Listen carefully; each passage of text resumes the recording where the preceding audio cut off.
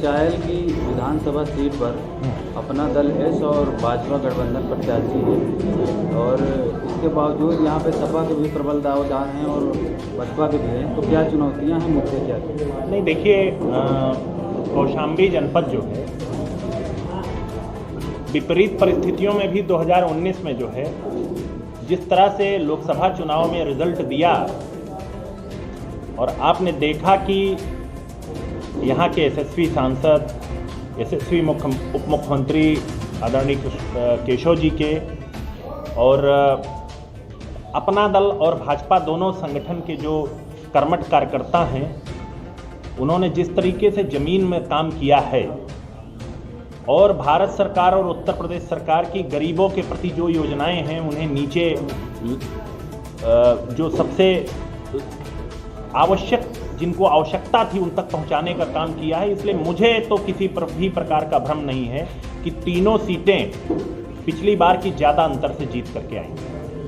Sir, जो सपा के मुखिया हैं श्री अखिलेश यादव जी, उनका कहना है कि 300 यूनिट बिजली फ्री देंगे और सर भारतीय जनता पार्टी को वो कह रहे हैं कि वो ज़्यादा सीटों पर नहीं आ पाएंगे, हम पूरी जो है 400 सीटें जीत रहे हैं। निश्चित तौर पे जो 3 उन्होंने छोड़ी है वो भी बता दें कौन जीत करके आ रहा है। जब रिजल्ट आएगा 10 मार्च को तो आपको स्पष्ट हो जाएगा कि किसकी जो है 300 से ज़्यादा सीटें आ रही हैं। हम लोग यथार्थ में बात करते हैं और अभी जो पहले राउंड का चुनाव हुआ है, आप अपने स्रोतों से पता करिएगा, पहले राउंड के चुनाव जिसको बहुत बड़ा चुनौतीपूर्ण राउंड माना जा रहा था, हमारे गठबंधन ने वहाँ पर 45 से ज़्यादा सीटें जीत करके जो एक दमखम दिखाया है, वही आगे इस तरफ पूर्वांचल के भी सभी राउंडों में आगे बढ़ता जाएगा। और मैं आपको विश्वास दिलाता हूं कि विपक्ष जो है वो सरकार को बेरोजगारी और महंगाई के मुद्दे घेर रही है, इस बारे में आप क्या कहेंगे? देखिए, बेरोजगारी और जो उसका मुद्दा है महंगाई का, निश्चित तौर पे थोड़ी बहुत समस्याएं हैं इस पर, लेकिन इसके लिए आपको इसके बैकग्राउंड पे जाना पड़ेगा।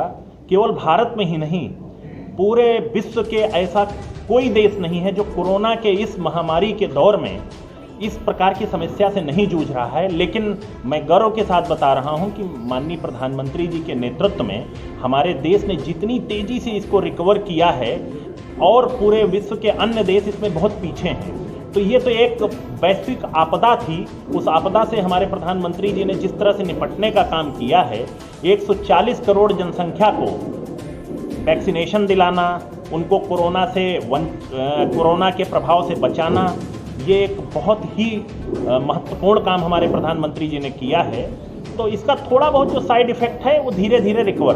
सर, गौशाला व्यवस्था सरकार का मुद्दा रहता है, अहम मुद्दा है, और ये व्यवस्था कुछ सुचारू रूप से कार्य नहीं कर रही। सर, इस पे अगली बार जब सरकार बनेगी तो क्या सरकार करेगी? निश्चित तौर पे जो कमियां होंगी उन्हें दूर करने का प्रयास किया जाएगा। देखिए, एक बड़ी जो किसानों की समस्या है उसको हमारी सरकार लगातार एड्रेस करती आई है और आगे भी एड्रेस करेगी।